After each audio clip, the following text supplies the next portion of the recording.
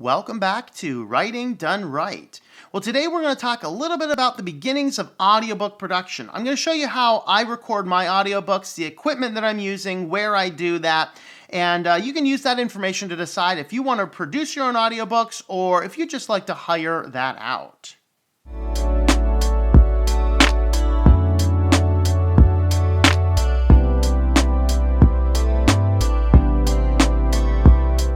So welcome back to the show. I'm Tom Morosky. I'm an author and a technology consultant. Not only do I write my books, I also produce my books, and on this channel we want to teach you how to do the same thing. Now, audiobook production, this is one of the things that I generally do not sell as a service. So despite if you want to format a book, format an ebook, things like that, hey, I do all that stuff all day long. Reach out to me on the contact form. Audiobook production, I'll do my own audiobook production. I don't do that. But I do know some people in the industry, whether you're using ACX to put it on Audible, Amazon, or iTunes, or Findaway Voices, which put it about anywhere in the world, those places do actually have deals to get some production done.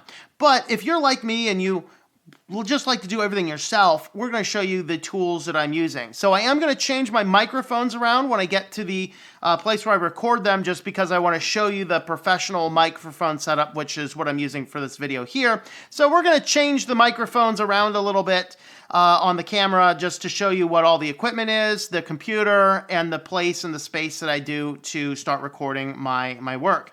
Now you're going to need microphones, you're going to need some wall padding, some software, and a little soundboard, which you can do more expensive ones, less expensive ones. I'll show you what I have that works out for me pretty well. So let's head on over to the other office. All right, so here we are in the office where I actually do the audiobook recording.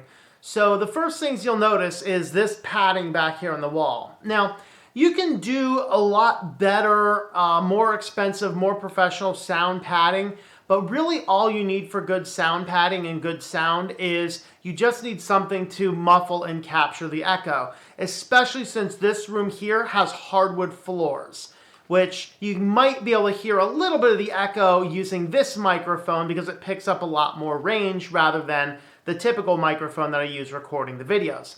Now, since I just rent this place here and I don't do a lot of audiobook production, I deal with the limitations of this office. So this cost me a grand total of $8 at a Walmart. It's just a standard egg crating, and I just have it stapled up to the wall right next to the area where I'm going to be talking, which is going to be, the microphone is usually set right here. Okay, so that actually does a really good job of canceling the echo. Of course, you can see the green there, that's my green screen. That actually does a really good muffling, and that's a massive green screen that covers an entire wall. And so that's really the first thing, is you want to make sure that you have as much sound padding, you want as little echo as conceivably possible. This is not the most ideal place. Now the next thing is it needs to be quiet. You need to be able to be somewhere where you're not going to be picking up any background noises, any cars driving by, anything like that. All of that is actually going to interfere with your audiobook. So the next and the most important thing is making sure you have a decent microphone setup. Now, you can spend a lot of money on a decent microphone setup, or you can actually not spend a whole lot as long as you do it right. So one thing that I have right here is I have a little USB condenser mic. Don't use one of these. If you are starting a YouTube channel, these are awesome. $60, no big deal. I think this one might actually be 40 or 50. This is a Samson Meteor mic, which I recommend those. The Yeti Snowballs, excellent for YouTube stuff. Horrible for audiobooks. They're going to pick up too much noise. They're going to pick up too many issues. So what I'm actually using is I'm using a dynamic mic. So what I have here is this is an Audio-Technica mic. This is the AE4100LE. Very nice stylistic mic. It's a limited edition one. Now you want some type of pop filter. I actually do okay with just an over-the-top pop filter. You might want a bigger pop filter. It depends on how well you can control your voice and what you're doing. But these type of microphones are a more professional microphone input, so you're going to need to get yourself some basic mic cables and some type of soundboard. Now, if you're going to be doing a lot of audiobooks, if you're going to be selling audiobook production to other people, you're going to want to invest in a very good soundboard. You're going to want to record directly onto the systems. that is always produces a better system. But if you know how to use the software, you can get away without doing that. What I actually use here is a little pile board. These are like 20 bucks. And so it's a single channel, despite having a few channel inputs. This single channel board is what I use for recording directly to the computer for YouTube videos. It does have a USB output to the computer, but you can also use your main outlines here, which I run to feed directly into the camera when I'm recording the actual videos for the channel. So you can't actually choose between the microphone line or a line in. You can't mix and match them at the same time. This is not a mixer. But it does allow you to convert any type of things into an input for either into the camera or into the computer. Like I said, this is 20 bucks. Not the best, not the most ideal thing, but it does do the job. So that's going to help you out. Obviously, you're going to need some type of microphone stand. I'm, again, just using something small. These ones do have a major disadvantage that I have to be very careful when I'm recording my audiobooks not to be touching the desk at all, because if I accidentally touch the desk, the microphone's going to pick up that little beeping and the blipping. It's going to fill the noise. So I actually have to sit in the chair and not actually move around a lot. And I intentionally keep my hands down, except I do keep one mouse gently on a mouse pad so I can scroll the wheel, because I use the digital manuscript for doing the reading. Now, the next thing you're going to need is I don't record in this chair, which I know everyone says I need a new chair. Hey, it's functional and I'm cheap. So what can we say? I don't use this chair because it makes a lot of creaky noises. So when it comes down to time to record and lay down some tracks, I roll this chair out of the way and I set up just a little simple folding chair that doesn't make any noise. So it's not the best. And one last thing, get yourself some chapstick.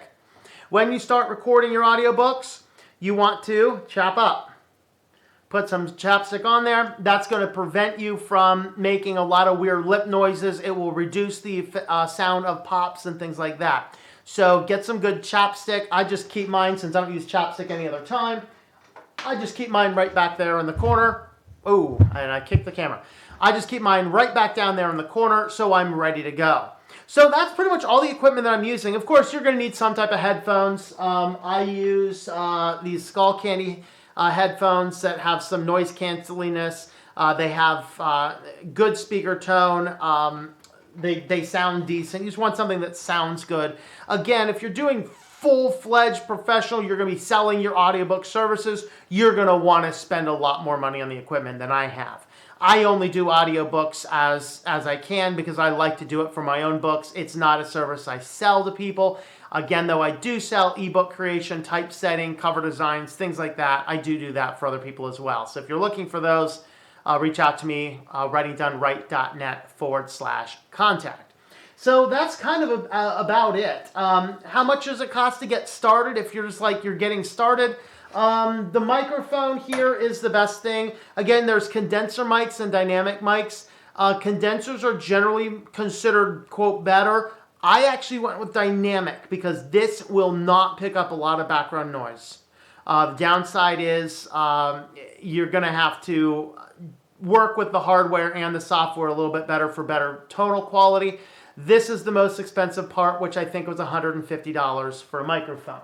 Again, I'm spending about $20 for my stand, maybe about $10 for a cable, and about $20 for my simple pile board. Again, you're going to want a better board if you're doing a lot more things, so you'll be looking at spending a few $100s on a board as well.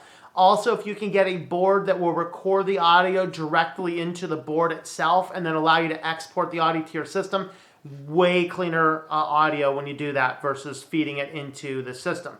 But what I'm actually using to record here is I'm actually just using Audacity, and I just work with the Audacity settings, make sure everything is all good, start the record, and then I'm going to go through and cut down all of the pauses down with actual generated noise, silence noise rather, inside of Audacity.